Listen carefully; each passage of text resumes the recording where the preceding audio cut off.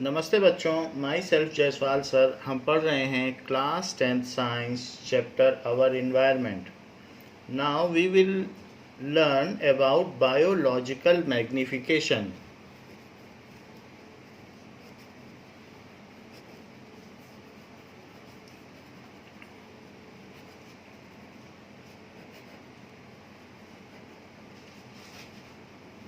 Whatever pesticides, weedicides, insecticides are used in fields or killing mosquitoes or other insects ultimately run off to water bodies and water sources. Also, it is sucked by plants via roots as plant sap and enter into food chain. So pesticides enter the food chain at the producer level, and in the process of transfer of food through food chains, these harmful chemical get concentrated at each trophic level. जैसे जैसे पहले तो ये plants में जाते हैं या फिर फाइटोप्लैंक्टन में जाते हैं, और जैसे जैसे हम हायर ट्रॉफिक लेवल की ओर बढ़ते हैं तो इनकी concentration, the level continue to increase, and that is called biological magnification. So the increase in concentration of harmful chemical substances, the increase in concentration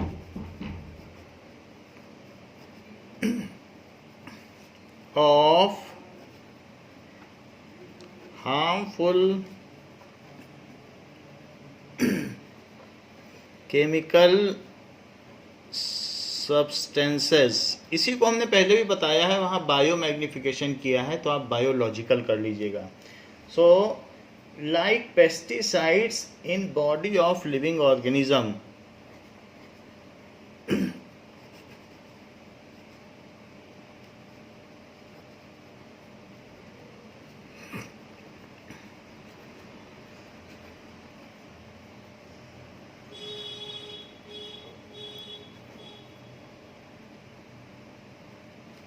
at each trophic level of food chain, at जैसे जैसे हम ऊपर जाएंगे trophic level में,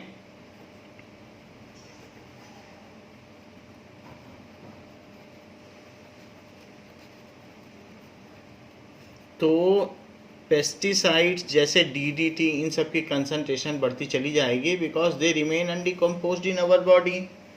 सो of a food chain is called biological magnification.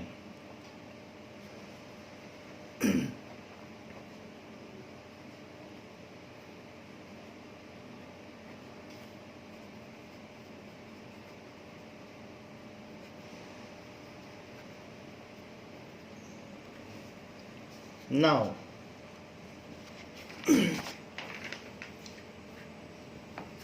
we will learn about ozone layer.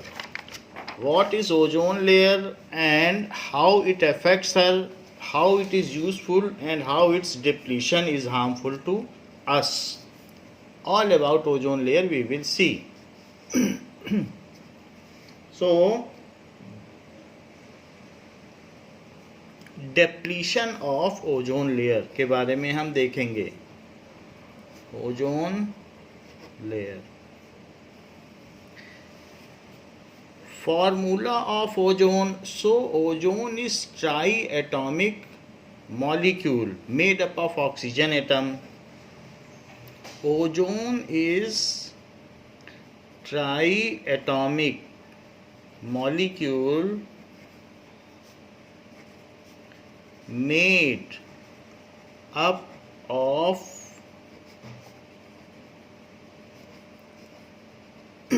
Oxygen atoms, ऐसा होता है. तो इसका फॉर्मूला O3 है. It is O3, try atomic.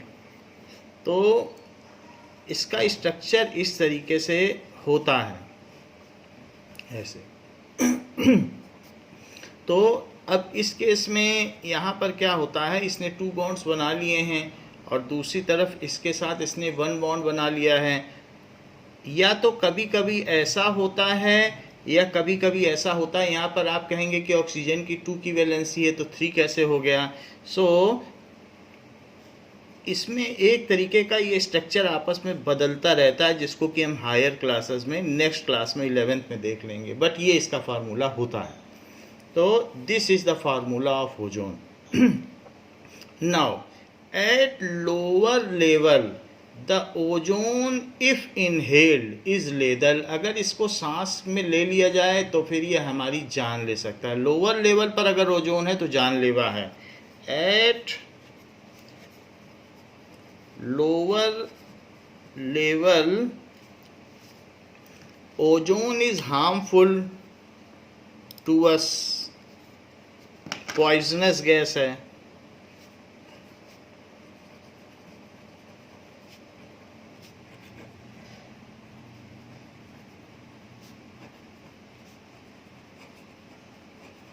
while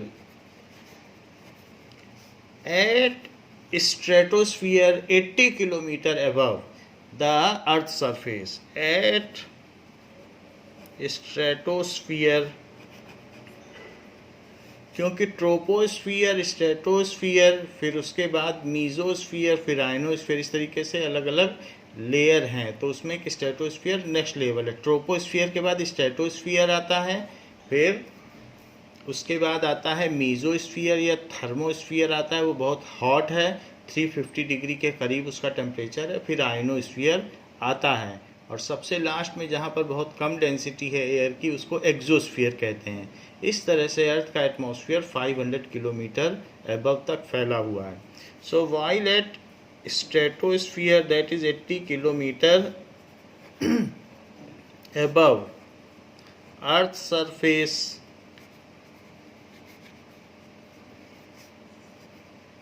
it protects us from harmful ultraviolet radiation, protects us from harmful ultraviolet radiations.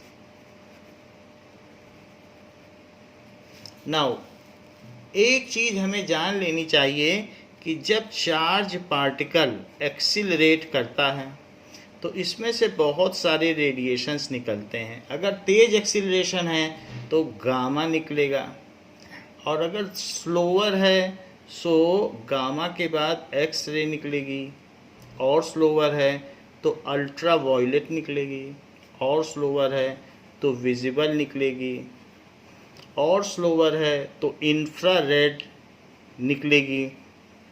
और visible में भी कई हैं, विब, ग्योर, जिसमें आर की एनर्जी सबसे कम है, और आर से भी कम एनर्जी हुई तो इन्फीरियर टू रेड, रेड से भी गई गुजरी, और अल्टीरियर टू वायलेट, वायलेट से भी ज़्यादा, नाम ही पड़ा है ultra violet, infrared, inferior to red, inferior से भी कम एनर्जी। तो इस तरीके से इंफ्रारेड, फिर माइक्रोवेव और अल्टीमेटली रेडियो वेव। सो रेडियो वेव, तो ये सारी रेज हैं, माइक्रोवेव एंड रेडियो वेव। इसमें एनर्जी इधर की तरफ बढ़ती है। सबसे हायर एनर्जी गामा में। गामा का एक रेडिएशन भी बॉडी पे पड़ जाए तो जान चली जाए। एक्सरे भी हमारी बॉडी में बहुत नैनो सेकंड्स के लिए डाला जाता है, और बच्चों का तो एक्सरे लिया ही नहीं जाता है क्योंकि वो हार्मफुल होता है। प्रेग्नेंट लेडीज़ का भी अल्ट्रासाउंड किया जाता है, यानी साउंड से डिटेक्ट किया जाता है बच्चे को, एक्सरे नहीं लिया जाता है। तो इस तरीके से हम देखते हैं। और अल्ट्रा वायलेट भी हार्मफुल है, स्किन कैंसर कर देता है, हमारे कॉर्निया को जला देता है। और अगर जो बच्चा है तो पेट में पल रहा बच्चा है उसको म्यूटेट कर देता है, वो बच्चा फिर हेल्दी नहीं होता, उसमें कुछ एबनॉर्मेलिटीज़ होती हैं। विजिबल रेज में हम जानते हैं वॉयलेट की सबसे ज़्यादा एनर्जी है, रेड की सबसे कम है। फिर धीरे धीरे सबसे कम एनर्जी रेडियो वेव्स है। रेडियो वेव्स हमारे मोबाइल कम्युनिकेशन के काम में आती हैं बट ये सारे सन से निकलती हैं। तो सन में जो चार्ज पार्टिकल एक्सिलरेट होता है उस तरीके से काम होता है। तो उसमें सबसे ज़्यादा एनर्जी गामा की होती है, सबसे कम एनर्जी रेडियो वेव्स की होती है। जब इलेक्ट्रिक चार्ज रेडिएट करता है तो वो electric field and magnetic field produce करता है। चार्ज के एक्सिलरेट करने से ही इलेक्ट्रिक फील्ड पैदा होती है और वेरिंग इलेक्ट्रिक फील्ड से मैग्नेटिक फील्ड पैदा होती है। अगर इलेक्ट्रिसिटी को वेरी किया जाए तो मैग्नेटिज्म पैदा होता है। तो इस तरीके से इन रेडिएशंस को कहते हैं इलेक्ट्रोमैग्नेटिक रेडिएशंस, क्योंकि यहाँ अगर चार्ज इधर उधर होगा तो यहाँ पर भी दूसरा चार्ज रखो वो भी इधर उधर होगा, क्योंकि इसके अट्रैक्शन से दूसरा चार्ज रिपेल या अट्रैक्ट होता है। जब यही ऑसिलेट करेगा तो वो भी करेगा, तो इसलिए इलेक्ट्रिक फील्ड ऑसिलेट कर रही है। उस इलेक्ट्रिक फील्ड के ऑसिलेट करने से ही मैग्नेटिक फील्ड बनती है। तो इसलिए इलेक्ट्रोमैग्नेटिक फील्ड बनती है और वो एक फॉर्म ऑफ एनर्जी है जो वैक्यूम में भी चल सकती है। सन से अर्थ के बीच में वैक्यूम ही है और ये सारी रेज यहाँ तक पहुँच जाती हैं। तो ये जो रेडिएशन सन से निकल रहे हैं इनका नाम है इलेक्ट्रोमैग्नेटिक रेडिएशंस। तो ये इतने तरीके के इलेक्ट्रोमैग्नेटिक रेडिएशंस होते हैं। Magnetic effect of electric current में हम इस चीज़ को विस्तार से पढ़ेंगे कि ये कैसे कैसे होते हैं और ये चीज़ क्या है। बट इतना जान लें, अगर चार्ज पार्टिकल ऑसिलेट करेगा तो वेरिंग इलेक्ट्रिक फील्ड होगी। वेरिंग इलेक्ट्रिक फील्ड के पास कंपास रख दो तो वो भी ऑसिलेट करेगा। इससे पता चलता है कि उससे मैग्नेटिक फील्ड भी निकल रही है। तो मैग्नेटिक फील्ड है और उन दोनों से जो एनर्जी निकलती है वो आगे बढ़ती चली जाती है। अब जरा देखें कि अगर किसी भी सब्सटेंस पर गामा रेडिएशंस पड़ता है तो वो गामा रेडिएशंस उसके पार्टिकल को क्या करेगा कि गामा रेडिएशंस डाल दोगे किसी भी पार्टिकल पर तो इससे वो इसके न्यूक्लियस को तोड़ देगा। इसमें इतनी पावर होती है कि न्यूक्लियस को क्या करेगा, फिजन कर देगा। इसी से न्यूक्लियर बॉम्ब बनते हैं गामा रेडिएशन से। और फिर वो जब इसकी बहुत सारी एनर्जी निकल जाएगी तो फिर अब जो एनर्जी बचेगी वो एक्स रे होगी। एक्स रे अगर ह्यूमन बॉडी में, जैसे ह्यूमन बॉडी में कई बार हमारे रिब्स का एक्सरे लिया जाता है तो एक्सरे किया जाता है, तो अब ऐसे एक्सरे लिया जाएगा रिब का तो उसमें डाल दिया जाए। तो उसके बाद जब बॉडी में, ह्यूमन बॉडी में एक्सरे होता है तो जो रेज निकलती है, बहुत सारी रेज उसमें से एब्जॉर्ब हो जाएगी और जो रेडिएशंस निकलेंगे वो यहाँ पर अब यूवी होंगे, क्योंकि आधी एनर्जी चली गई। एनर्जी तो सबसे ज़्यादा इसकी है, जब कम हुई तो ये बना, कम हुई तो ये बना। यूवी अगर ओजोन पे पड़ गई तो ओजोन पे पड़ने के बाद फिर ये विजिबल हो गई। तो हम यहीं पर, यहाँ पर हैं। तो धीरे धीरे जब रेज हमारे एटमॉस्फेयर में पड़ती हैं तो एटमॉस्फेयर में ये अर्थ हो गया। अर्थ के ऊपर अलग अलग लेयर होती हैं। तो ट्रोपोस्फियर 10 किलोमीटर तक हो गया। 10 किलोमीटर, ये 0 किलोमीटर है तो इट इज़ ट्रोपोस्फियर। फिर इसके बाद स्ट्रेटोस्फियर अप टू 80 किलोमीटर तक हो गया। फिर उसके बाद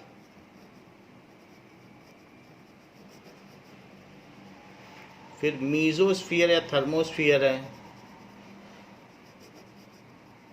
ये बहुत हॉट है इसलिए थर्मोस्फियर कहते हैं। So it is 250 kilometre. फिर आयनोस्फियर है। सो आयनोस्फियर, और फिर उसके ऊपर एक्सोस्फियर 500 किलोमीटर। और ये जो है 350 किलोमीटर पर है।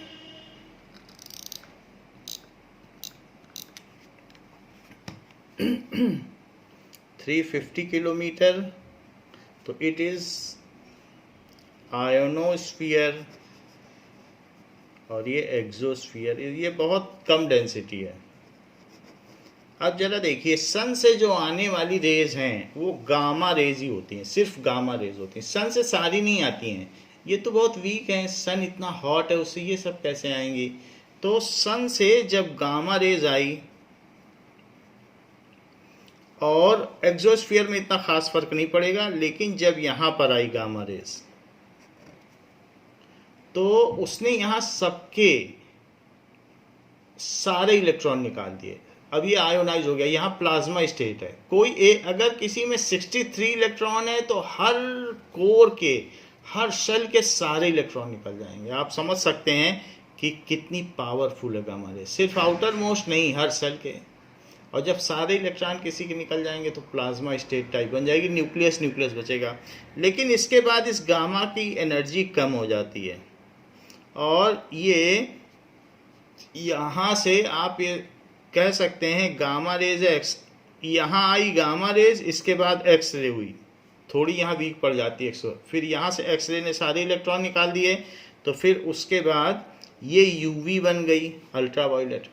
मीजोस्फीयर में वही इलेक्ट्रॉन फिर से रिकम्बाइन होते हैं, और रिकम्बाइन करते समय वो इतनी ज़्यादा हीट लिबरेट करते हैं। क्यों? क्योंकि जब इलेक्ट्रॉन न्यूक्लियस के पास आएंगे तो अट्रैक्शन के अंडर में आएंगे, तो हीट लिबरेट होगी, वो एनर्जी रिलीज करेंगे। उस एनर्जी रिलीज करने से यहाँ का टेम्परेचर 350 डिग्री सेल्सियस तक पहुँच जाता है। ये कहा जाता है कि जब हम स्पेसशिप भेजते हैं तो मीजोस्फीयर से सेफली निकल जाए तो वो ठीक से निकल जाएगा, क्योंकि यही सबसे ज़्यादा डेंजर होता है। फिर अब ये अल्ट्रावायलेट रेस जब स्ट्रेटोस्फीयर में आई, यानी 80 किलोमीटर, तो अभी तक ये यूवी ही है। तो यहाँ पर होता क्या है कि ऑक्सीजन के 2 एटम हैं, और इस पर अल्ट्रावायलेट रेस पड़ी, क्योंकि यहाँ पर ऑक्सीजन है, तो इसने इनके डबल बॉन्ड को तोड़ दिया, तो इसको O+O में तोड़ दिया।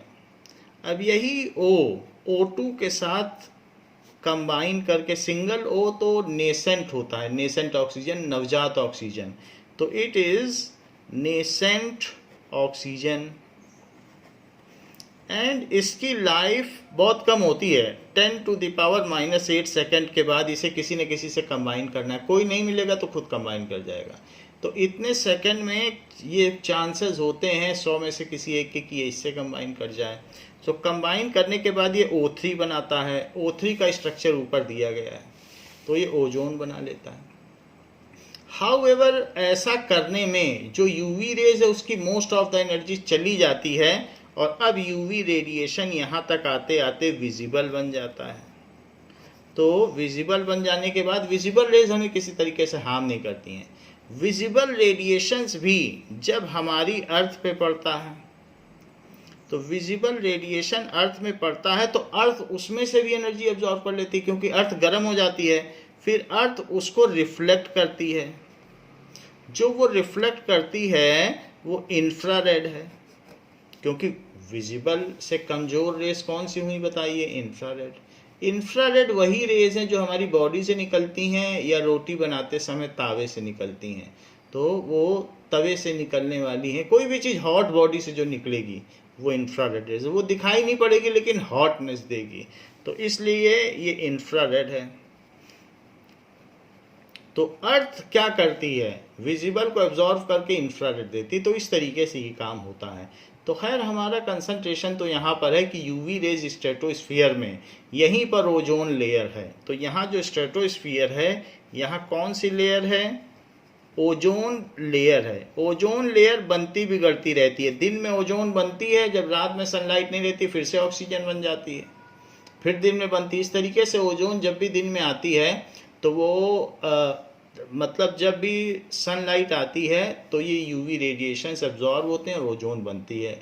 Now in this way it protects us from harmful. अगर ये सीधा पड़े, आर्कटिक रीजन में ओजोन लेयर डिप्लीट हो गई है, वहाँ 200 साइंटिस्ट गए थे, उनको स्किन कैंसर हो गया, उनकी कॉर्निया बर्न हो गई, तो दिखने में प्रॉब्लम हो गई, तो ये सारी जीरोथैल्मिया का रोग हो गया, आंखों से दिखाई नहीं पड़ता था। सो इस तरीके से हमने देखा कि ozone layer at stratosphere act as screening, it screens us from harmful ultraviolet radiations. So ozone layer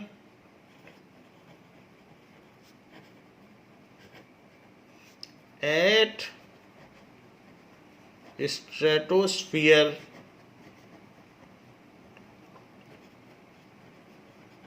screens us, वो हमको बचाती है। कभी कभी ओजोन के चश्मे भी आते हैं कि वैसे लगा लेने से वो स्क्रीनिंग करते हैं, आँखों को बचा लेते हैं।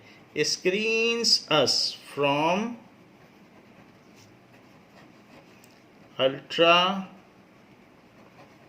वायलेट रेडिएशंस वो होते हैं जो वैक्यूम में भी चल सकते हैं। तो इलेक्ट्रोमैग्नेटिक वेव्स एक रेडिएशंस हैं, they can travel without medium. तो रेडिएशंस से ही हमको बचाती है। Ozone is formed high up in the atmosphere bye the action of ultraviolet radiation on oxygen gas, जैसे यहाँ लिखा है। सो ozone is formed at stratosphere या high up by the action of UV rays, rays भी कह सकते हैं, electromagnetic waves कह सकते हो, रेज कह सकते हो, रेडिएशंस कह सकते हो, वेव्स भी बोला जा सकता है, रेडिएशंस भी बोला जा सकता है, क्योंकि लाइट एक वेव भी है। So high up by the action of UV rays on oxygen molecule. So इस तरीके से वो हमको बचाती है। Now the ozone layer is very important for the existence of life on earth. Ozone layer is very important for existence of life on earth.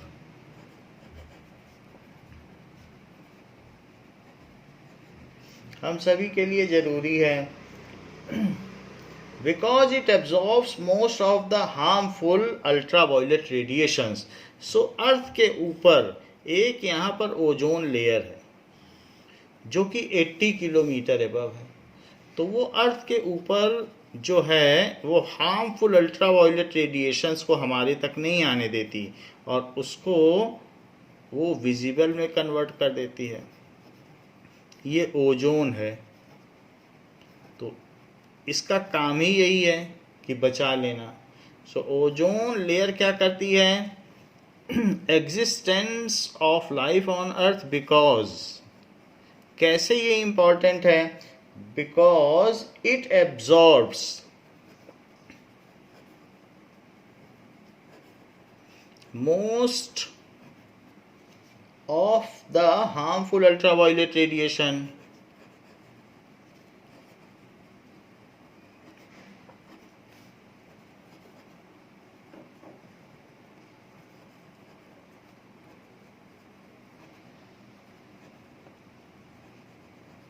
and coming from the sun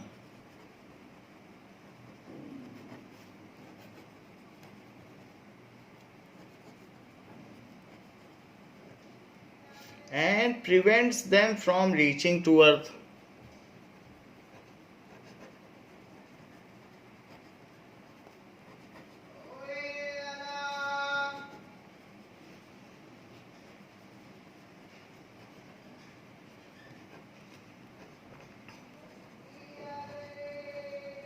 इस तरीके से वो हमें आने नहीं देती ओजोन लेयर। स्ट्रेटोस्फीयर पर है, ये 80 किलोमीटर के हाइट पर होती है। नाउ अल्ट्रावायलेट रेज से कई बीमारियां हो सकती हैं। अगर अल्ट्रावायलेट रेज तो कैसे, अगर ozone layer, if we are exposed to ultraviolet radiations, तो हमें क्या क्या नुकसान हो सकता है और ये कैसे हमें ओजोन लेयर बचाती है? Now harmful effect of UV raise.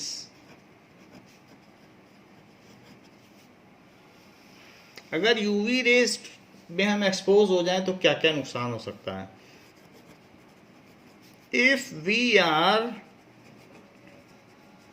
exposed to UV यानी ultraviolet radiations,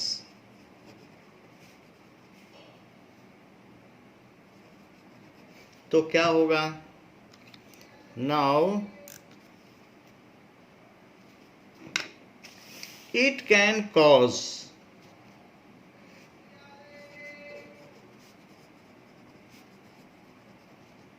skin cancer.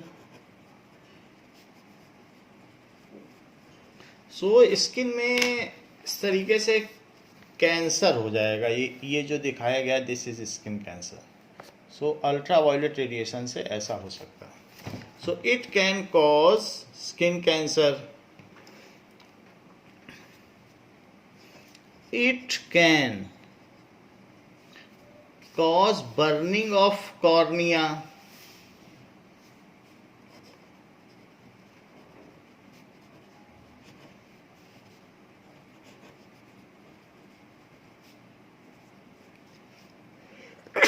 Cornea damage हो जाता है तो कैटरेक्ट हो जाएगा, मोतियाबिंद.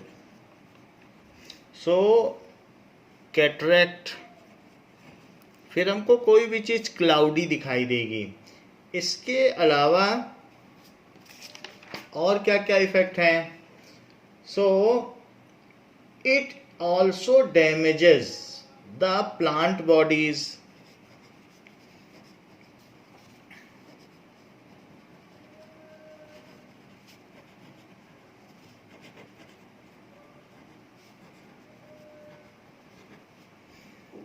It can damage the fetus or embryo that is developing in mother's womb.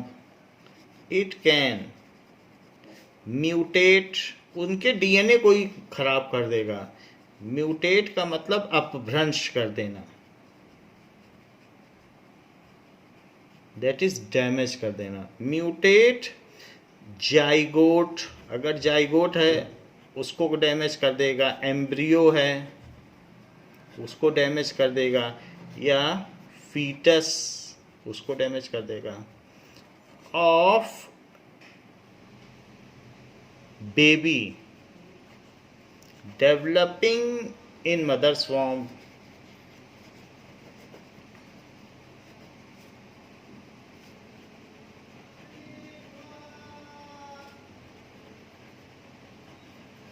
So these are the ill effects of ozone, ये ultraviolet radiations, and the ozone layer is protecting us from ultraviolet radiation. जैसे हमारे अर्थ के चारों तरफ यहाँ पर एक ozone layer है, तो वो हमको बचाती है अल्ट्रावायलेट रेडिएशन से, ये लेयर है. बट अभी ऐसा नहीं है. This ozone layer is getting depleted. ये कहीं कहीं इसमें होल हो गया है. सो कहाँ कहाँ होल हो गया है. जैसे नॉर्थ पोल के पास यहाँ होल हो गया और यहाँ पर होल हो गया है. तो वहाँ से क्या होता है, जब सन रेज डायरेक्टली आ जाती हैं और यूवी रेडिएशंस हमारे पास आ जाती हैं, और वहाँ पर कोई भी रहेगा तो उसको नुकसान पहुँचाएंगे. Seal, walrus and other animals हैं, उनको भी नुकसान पहुँचता है.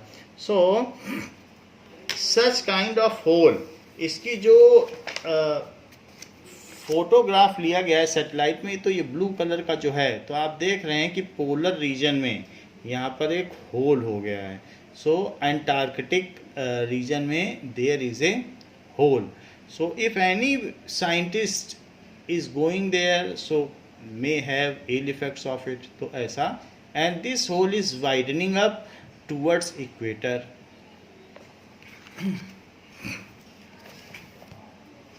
Why this hole has been created and why it is getting that is widened. So use of chlorofluorocarbon, that is it has now been found that amount of ozone is getting depleted. पहली बात तो ये layer deplete होती जा रही है, पतली होती जा रही है. So it has now been found that amount of ozone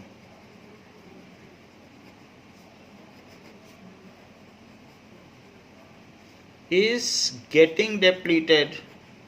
इसको अभी मैं बताता हूँ कैसे, क्यों डिप्लीट हो रही है. Depleted due to which upper atmosphere is becoming thinner and thinner day by day. फिर ये जो upper atmosphere है ये thinner and thinner होता चला जा रहा है. So due to use of chemical, due to use of chemicals called chlorofluorocarbons,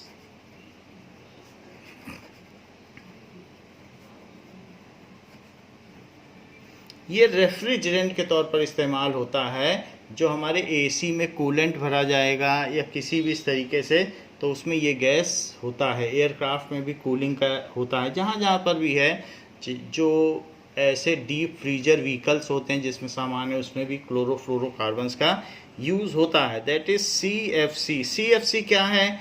एक मीथेन में Cl लगा हो, F लगा हो या F लगा हो, कुछ भी लगा हो, तो ये क्लोरोफ्लोरोकार्बन है. ऐसा भी हो सकता है कि 3Cl लगे हों, एक F लगा हो, तो भी है. ये कुछ भी हो सकता है. यहाँ F हो, यहाँ F हो, यहाँ F हो, यहाँ Cl हो. इन सब का अलग अलग नाम है. Freon 1, freon 2, freon 3.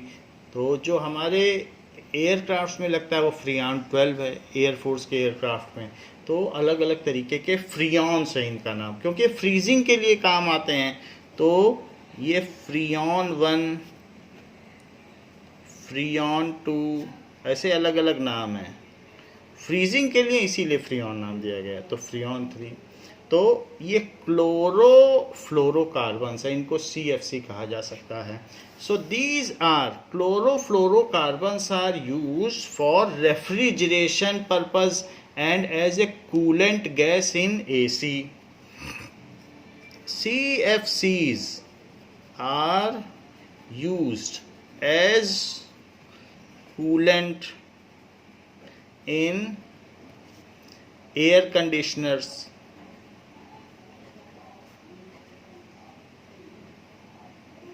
तो एयर कंडीशनर है उसमें इसका यूज़ किया जा सकता है.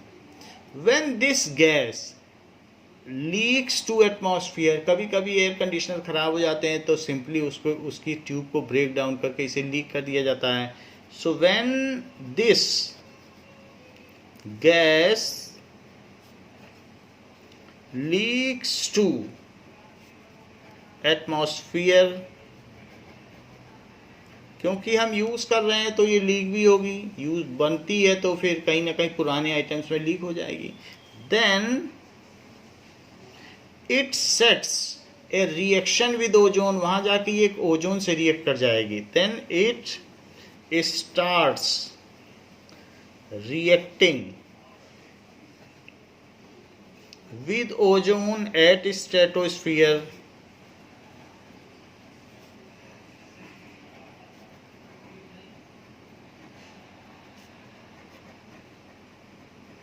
एंड इसका 1 मॉलिक्यूल, CFC का 1 मॉलिक्यूल ओजोन के 10 लाख मॉलिक्यूल को डैमेज कर देता है. एंड इट डैमेजेस, आप समझ सकते हैं कि कितना लार्ज स्केल पे इससे डैमेज होता है. So react and depletes the ozone layer.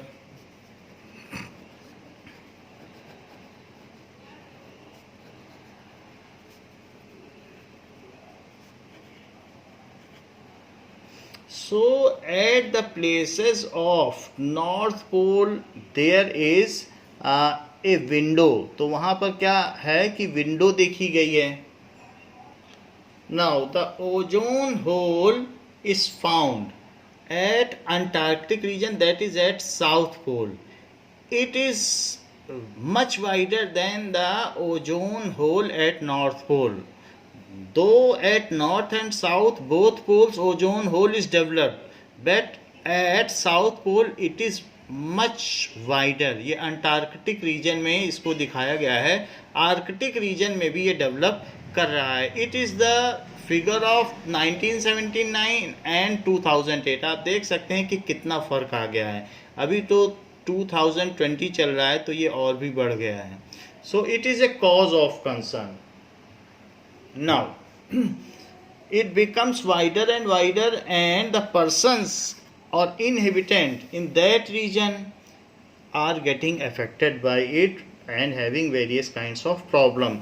So it starts reacting with ozone and depletes the ozone layer. At various places ozone layer is completely depleted and ozone hole is created. At various places like South Pole,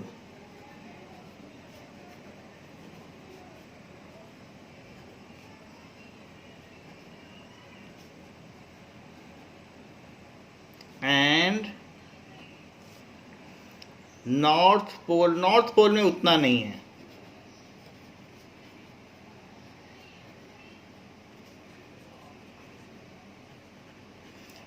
Ozone hole is developed.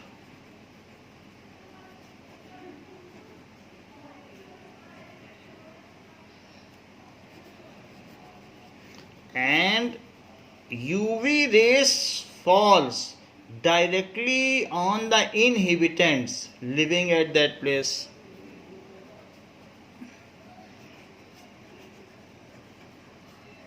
क्योंकि अब UV rays absorb नहीं होंगी और UV rays convert नहीं होंगी visible में, वहाँ ozone है ही नहीं. So falls directly on inhabitants living in that place.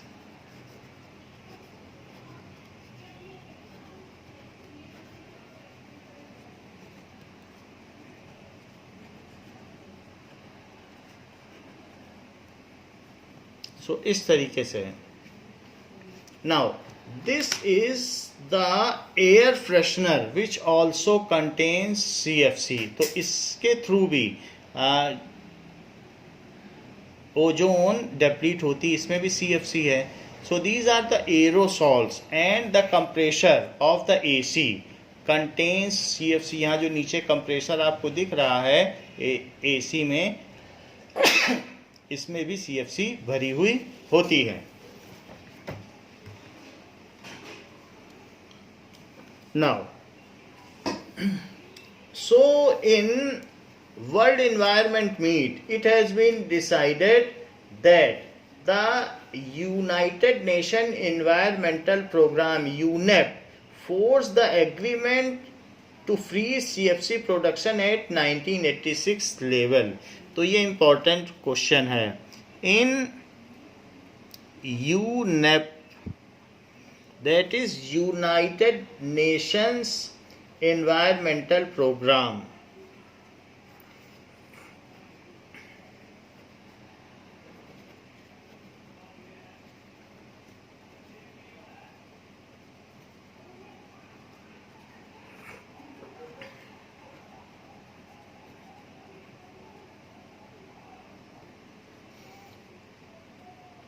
it has been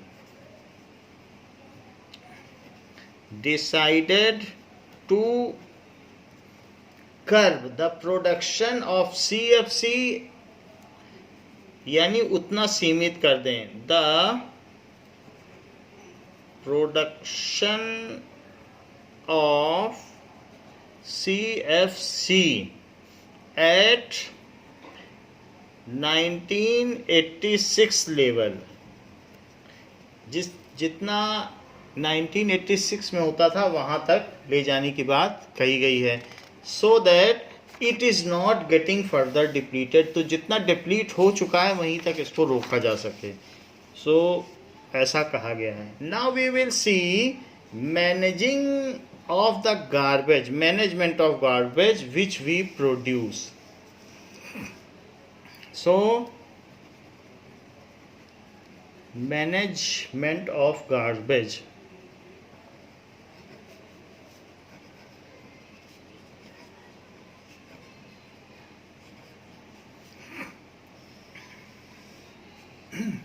The household waste is called garbage. Whatever we are using in our day to day life, that is called garbage. The household waste is called garbage. Whatever is not of our use and is to be thrown is called garbage. Some of the important modes of waste disposal, because the garbage pollutes our air, soil and water bodies. Garbage सही नहीं है, इसका disposal क्यों जरूरी है? So garbage, if thrown here and there, या not properly disposed, उसे ठीक तरीके से डिस्पोज न किया जाए, देन ये बायोडिग्रेड होगा। तो बायोडिग्रेड होगा तो इसकी फाउल स्मेल आएगी, तो एयर में सब्जी सड़ेगी तो उसकी स्मेल है। अगर सब्जी मंडी की सफाई ना की जाए तो वहाँ कोई जा नहीं सकता है। So then it causes air pollution. इस तरीके से एयर पोल्यूशन हो जाएगा। बहुत सारे ऐसे गार्बेज हैं, अगर सॉइल में ऐसे फेंक दिए जाएं फार्म्स में तो कचरा घर बन जाएंगे और वहाँ पर अच्छी चीज़ नहीं उगेगी। अगर कोई सब्जी उगेगी तो वो पॉइजनस हो जाएगी गार्बेज की वजह से। तो soil pollution and if it run to water bodies, तो कई बार क्या होगा, चोकिंग ऑफ फिश हो जाएगा और फिश मर जाएंगी उन चीज़ों को खा के, तो वाटर पोल्यूशन भी होगा। Such water is harmful to us also and that is not portable, so water pollution भी होगा। So if garbage is not disposed properly then they cause that much thing, so it is needed to be disposed to clean our environment. So proper disposal, management and disposal,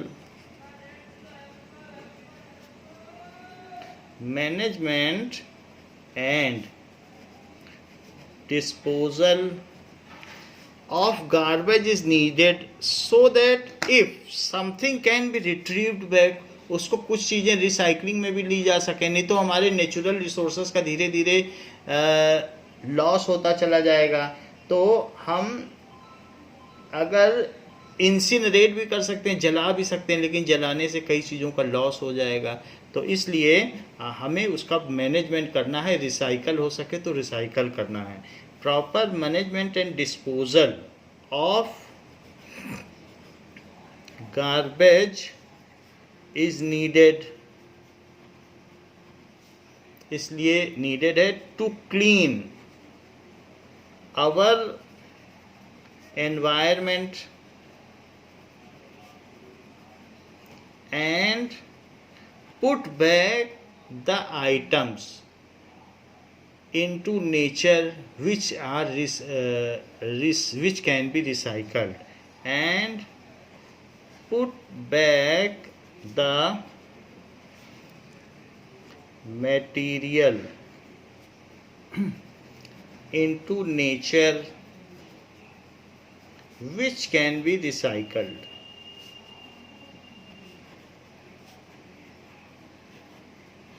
इसीलिए garbage का management जरूरी है। Now garbage is also a source of energy and by biodegradable garbage manure can be produced. So this is one more reason for the management and proper disposal of garbage. Garbage is a source of energy and by biodegradable garbage, जैसे vegetable peels हो गए, तो biodegradable garbage manure can be produced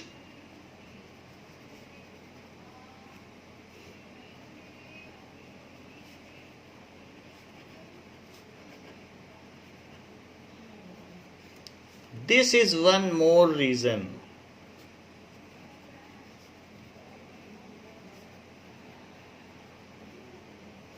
that for which management of garbage is needed.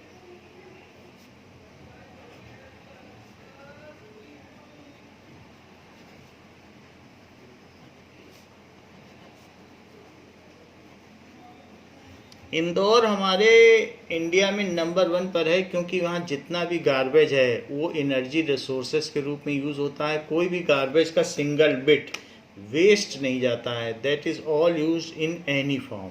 सो हमें management सीखना चाहिए और करना चाहिए. So some of the important modes of waste disposal are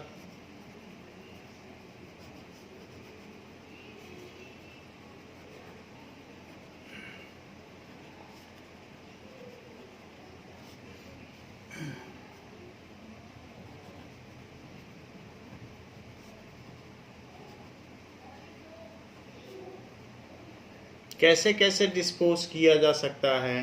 पहला है रिसाइकलिंग. जैसे ग्लास हो गया, पॉलीथीन हो गया, इसको रिसाइकल करके हम फिर से कुछ न कुछ बना सकते हैं. प्रिपरेशन ऑफ कंपोस्ट, बायोडिग्रेडेबल है, वेजिटेबल पील्स है, तो उससे कंपोस्ट बनाया जा सकता है, खाद. Incineration, there are something which is needed to be burned, जैसे इलेक्ट्रॉनिक वेस्ट, उससे हम कुछ नहीं कर सकते हैं. So that is incineration.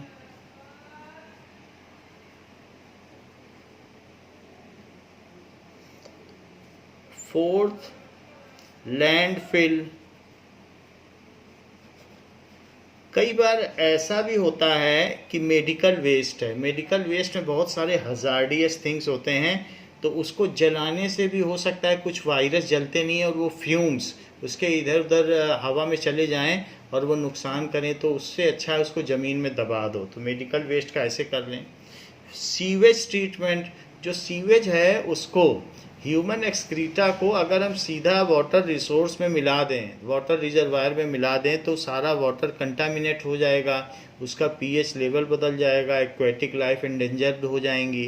तो ऐसे केस में उसमें जितना भी ऑर्गेनिक मैटर है उसको किसी न किसी किलो 2 kg 3 kg डिकम्पोजर्स डाल के और बहुत सारी एयर डाल के हम उस एफ्लुएंट को डाइजेस्टर में डालकर उन बैक्टीरिया के द्वारा उसको ऐसा कर सकते हैं कि उसका सारा organic matter simple inorganic substance में कन्वर्ट हो जाए. तो वो बैक्टीरिया जो डाइजेस्ट करेंगे वो बैक्टीरिया मछली खा लेंगी, तो इस तरीके से वाटर कंटामिनेट होने से बच जाएगा और वो डाइजेस्ट हो जाएगा, फिर उसके बाद उसको वाटर में मिलाया जा सकता है. तो इस तरीके से सीवेज वेस्ट का भी हम देखेंगे कि क्या किया जा सकता है. So these are the points needed to be adhered. Sewage treatment.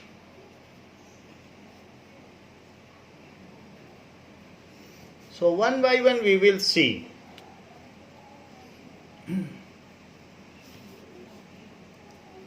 Now recycling.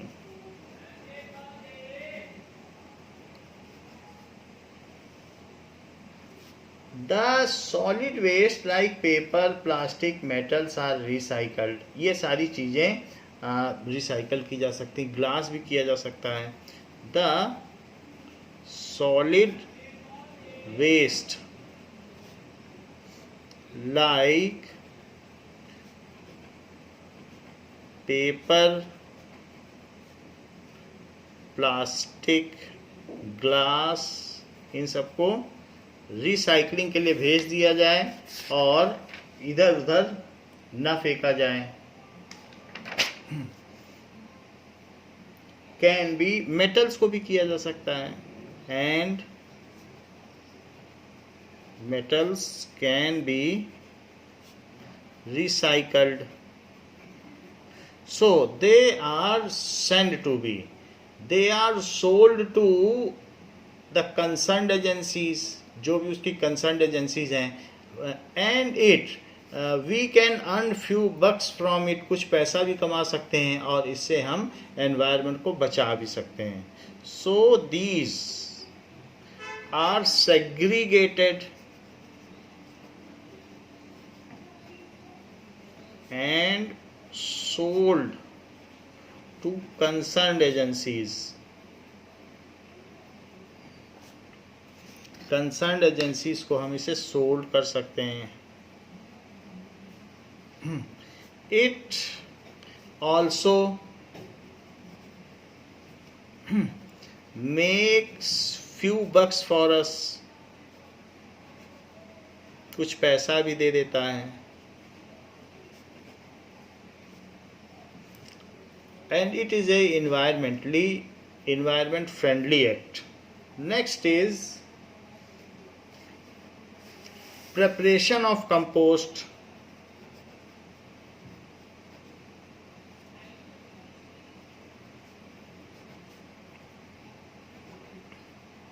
Though there are the machines which prepare compost, however, if vegetable and biodegradable wastes are there, then they are deeply buried underground. Deeply का ऐसे ही थोड़ा सा 2 feet का गड्ढा करके डाल दीजिए और मिट्टी से कवर कर दीजिए. उसके ऊपर काउडंग डाल सकते हैं, तो काउडंग है और इस तरह से वेजिटेबल वेस्ट है, तो उससे एक मैन्योर बन जाएगा.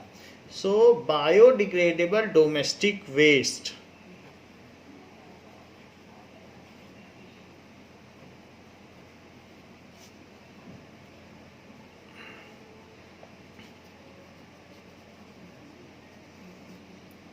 like leftover food,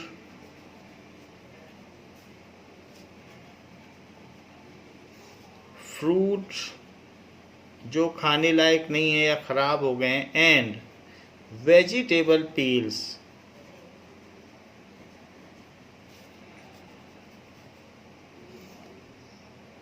and leaves of potted plants,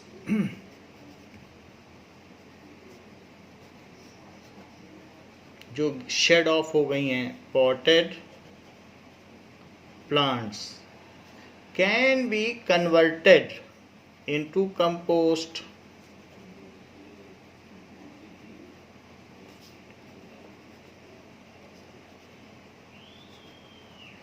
by burying them into a pit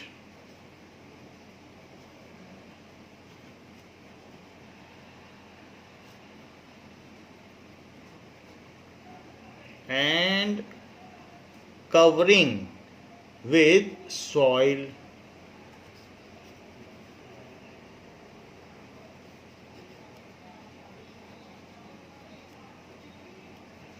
After 2 weeks, it can be used as manure for our field. After 2 to 3 weeks हम उसे use कर लें.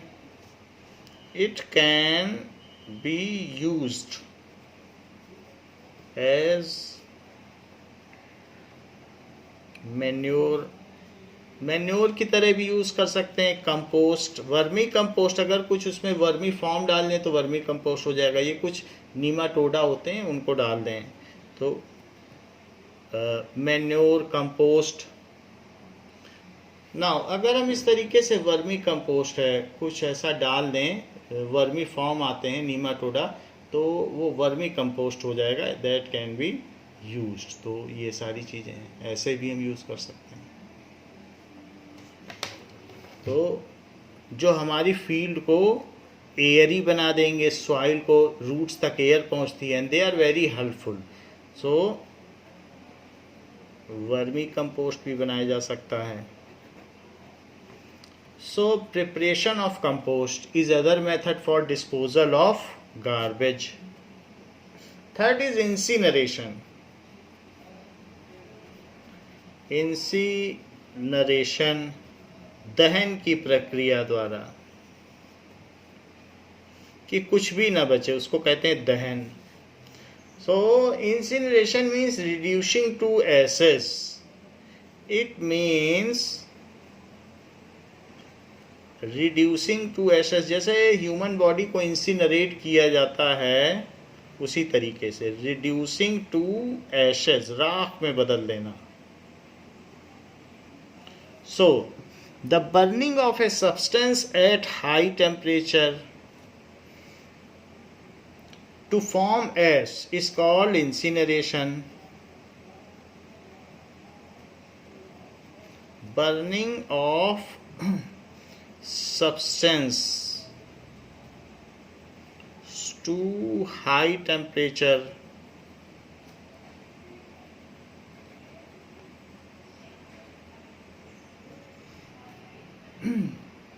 to form ash is called incineration.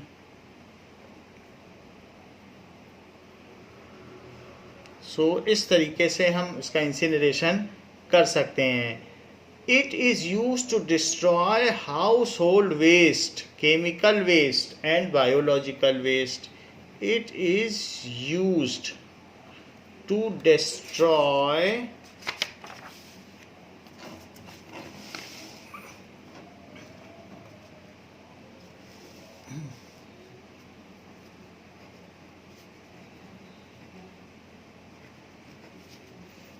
House hold waste. अगर घर में भी ऐसी कोई चीज़ निकलती है जो किसी काम की नहीं है, household waste, chemical waste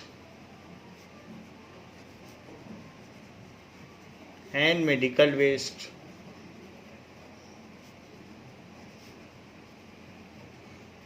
क्योंकि ऐसी चीज़ों को रिसाइकलिंग में नहीं भेजा जा सकता है. So incineration is carried out in incinerator by municipal corporation of city. So जो भी हमारे एरिया में म्यूनिसिपल कॉरपोरेशन है वो भी ऐसा कर सकती है, बीएमसी या कहीं पर भी कोई पर भी है जहाँ पर जोधपुर नगर निगम है तो ऐसा कर सकता है. The solid waste is burnt at high temperature in incinerator. So such kind of furnaces are called incinerator. So when it is done at large scale in furnace, then जो भी म्यूनिसिपल कॉरपोरेशन करती हैं, such furnace is called incinerator.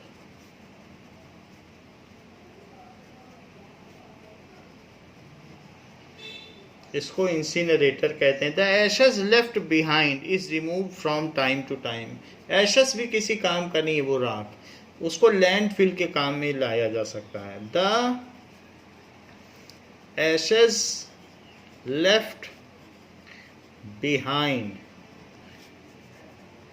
Can be used for landfill, ऐसा किया जा सकता है.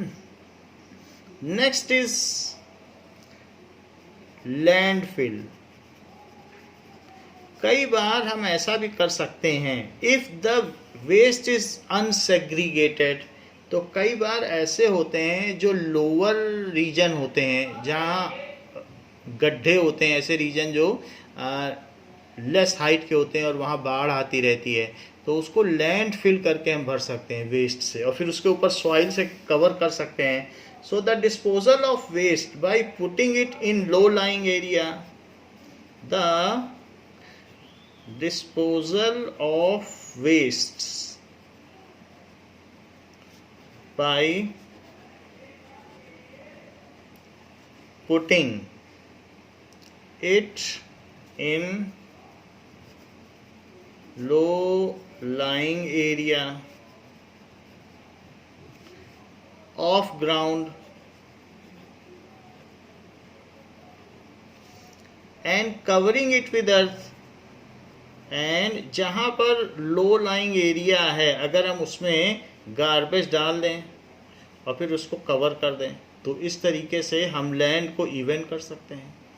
And covering it with earth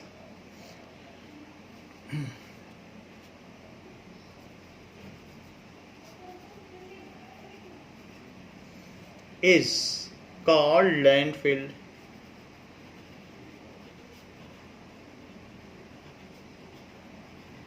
तो ऐसा भी किया जा सकता है. Most of the solid waste in urban areas is dumped in low lying area. Urban area में सेग्रीगेशन इतना संभव नहीं है, जो नहीं करते हैं या जहाँ पर इस तरीके से अभी सजग नहीं हुए हैं लोग.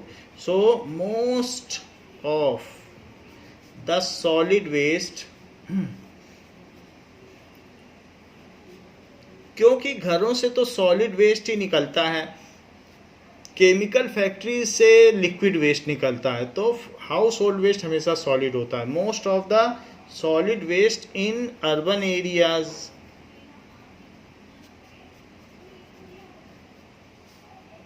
Is dumped in low lying areas.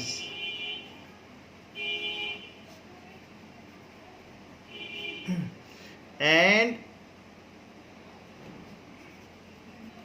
covered with ground to level it. Covered with earth, यानी सॉइल से उसको कवर कर दिया, to level it. तो ये भी एक तरीका है landfill. Next is sewage treatment.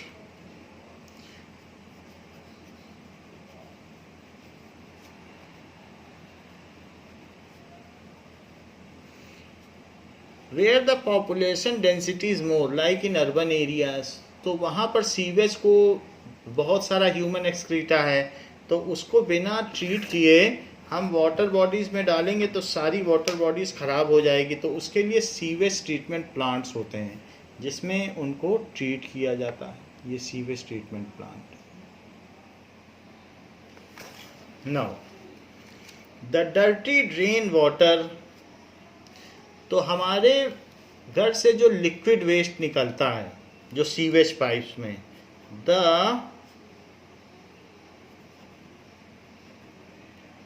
dirty, now the dirty drain water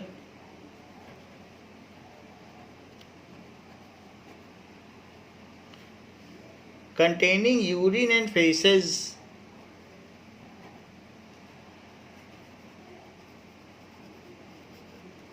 सो उसमें ह्यूमन एक्सक्रीटा भी होगा, यूरिन भी होगा, urea. So urine and faces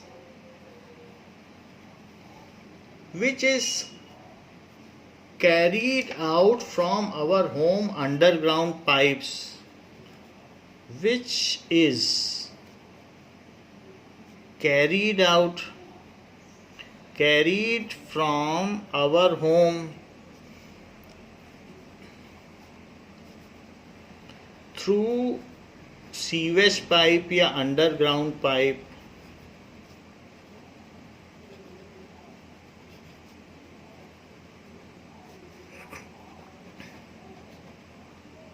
reaches to sewage plant.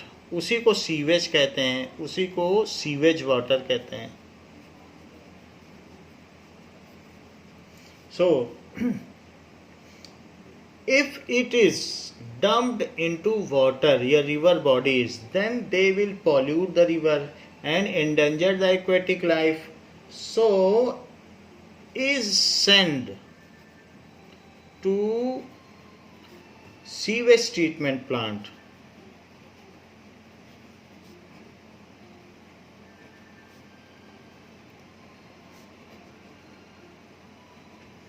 Where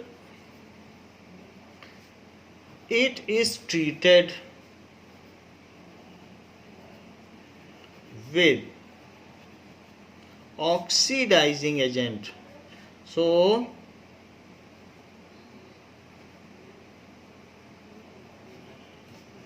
वहाँ पर इसे ऑक्सीडाइजिंग एजेंट से ट्रीट किया जाएगा और फिर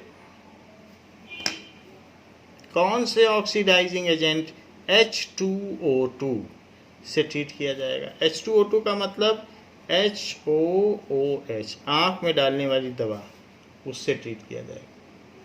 यही जो है ब्यूटी पार्लर में भी H2O2 जो है मैनीक्योर और पेडिक्योर के लिए भी यूज़ किया जाता है।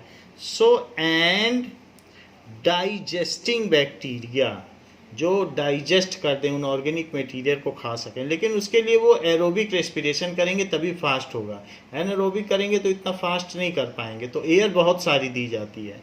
एंड डाइजेस्टिंग बैक्टीरिया, वो उसमें किलो 2 किलो 4 किलो डाले जाते हैं, फिर ऐसे होता है, फिर वो ट्रीट हो जाता है। सो ऑर्गेनिक इन दिस वे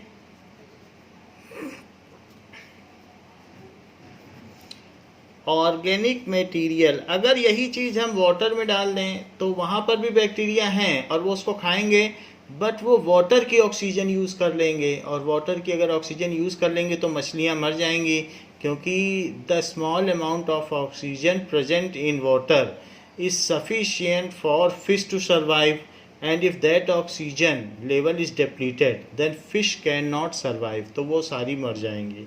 इसलिए हम पहले से ही इन बैक्टीरिया से इसको डाइजेस्ट करवा लेते हैं कि जो रिवर में इसको फेंकने से पहले या रिवर में इसको डालने से पहले इसमें सारा डाइजेस्ट हो जाए। In this way organic matter present in sewage is digested.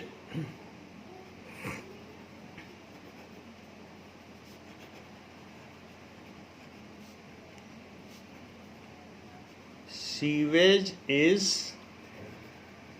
digested and that to produce sewage gas, इससे क्या होता है, to produce, वो जो गैस निकालते हैं वो भी काम में आती है। produce sewage gas, जिसको बायोगैस भी कहते हैं, सो वो एक फ्यूल के काम में आएगी। And also manure is produced,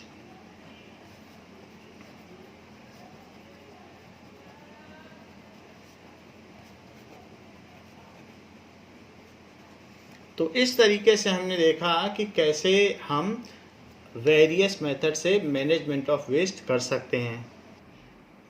now 3 R's can be used in our lifestyle to save our environment. In our lifestyle to save environment.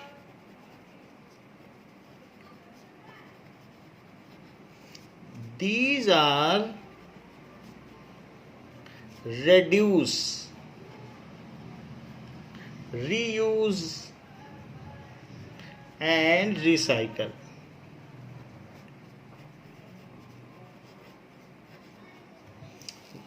So what is reduce? कई बार ऐसा होता है कि हम छोटा सा पिज़्ज़ा खाते हैं, वो उसके पैकेट में आता है, फिर उसके पैकेट में आएगा, फिर और पैकेट, तो जितने पैकेट हैं, जितने वेस्ट निकलते हैं थोड़ी सी चीज़ के लिए, तो हम अपनी लाइफ साइकिल में, लाइफ स्टाइल में कम से कम हाउस होल्ड वेस्ट को जनरेट करें। So we should reduce the generation of waste in our day to day life. So we should reduce the waste in our domestic life. Use paper bags, otherwise your bags, so that extra polythene is not needed for you to take materials. In case the things are packed in several packings, then avoid that kind of thing, so that you can reduce the waste. And if the things can be reused, then those can be reused, and simply do not throw it. So reuse. some of the waste like empty bottles and empty jars or anything, if it can be reused, newspaper if it can be reused, then it should be preferably reused. If any of the waste material can be put again in use, then prefer using it.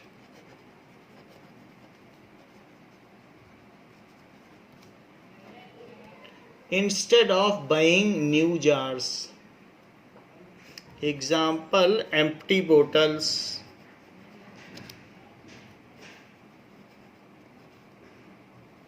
jars, तो इनको use कर लेना चाहिए. Third is recycle. Though we may be sufficiently rich, but resources are pertaining to nature. So it is not our sole property. So just don't simply throw the things. If it can be recycled, then because life is continuous, it must go on. Simply throw करने से वो waste में चला जाएगा, तो हम उसे recycle कर लें.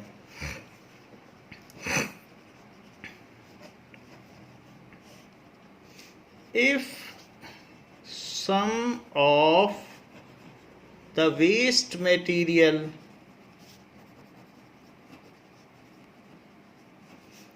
can be put under process of recycling, then sell it to concerned agency or stakeholder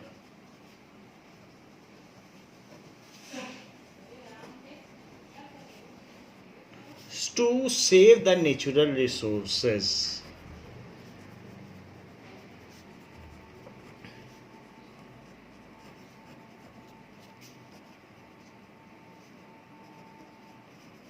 And earn few bucks.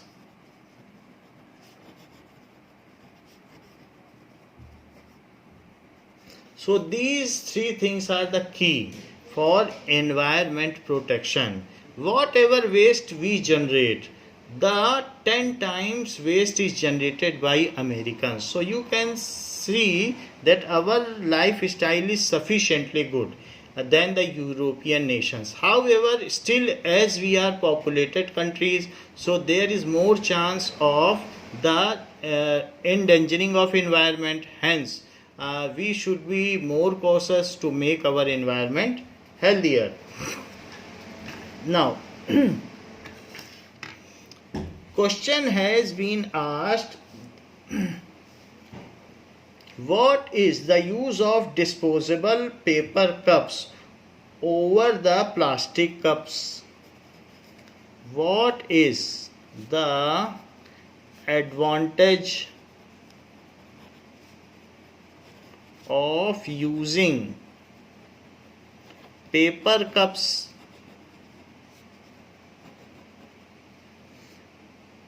over plastic cups?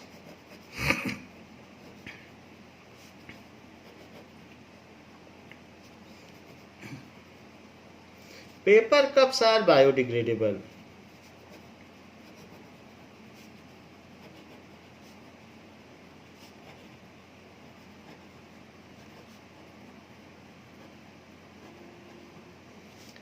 So even if paper cups are thrown away after use, so if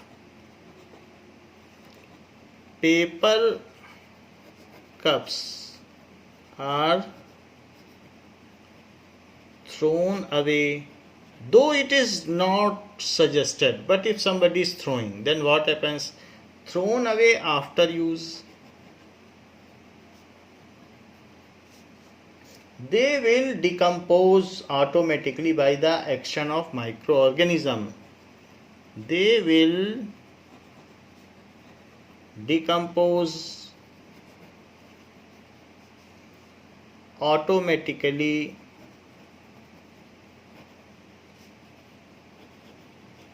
by the action of microorganism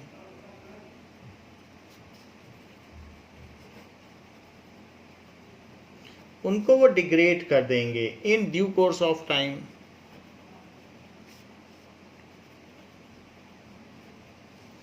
in due course of time, थोड़े समय में वो degrade हो जाएगा।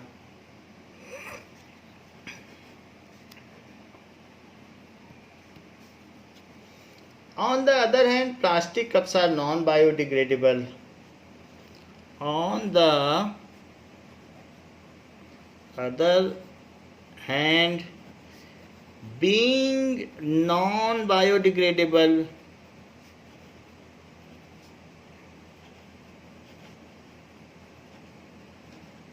plastic cups remain loitered here and there.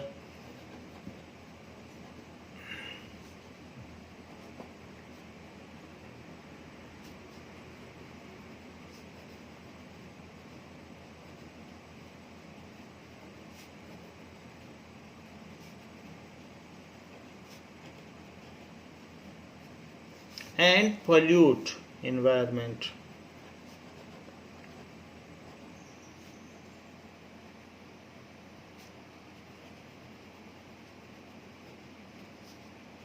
Next, paper cups can even be disposed of by burning without causing much air pollution. उनको जलाया भी जा सकता है। So paper cups can even be disposed by burning without much air pollution.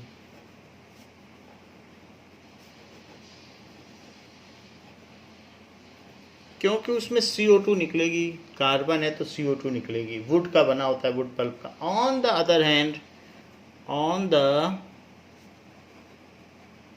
Other hand burning of plastic cups produce toxic gases.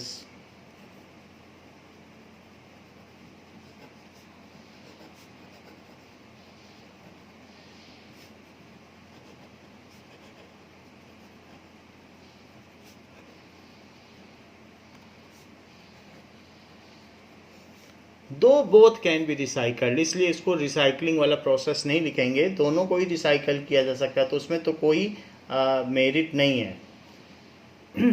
which cause too much air pollution.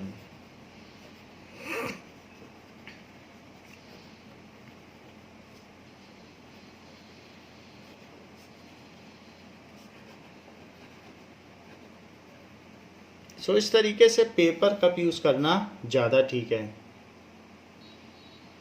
There was also initiative that coolers made of earthen pot may be used in case of both these cups, but that is not suggested because due to which if the coolers are made at mass production, then the upper fertile layer of earth, it ultimately decays away and the soil becomes infertile. So making of cooler is not suggested due to that purpose. So this much is there for this class. Now we will see in-text questions and questions of exercise in next class. Thank you, bachcho.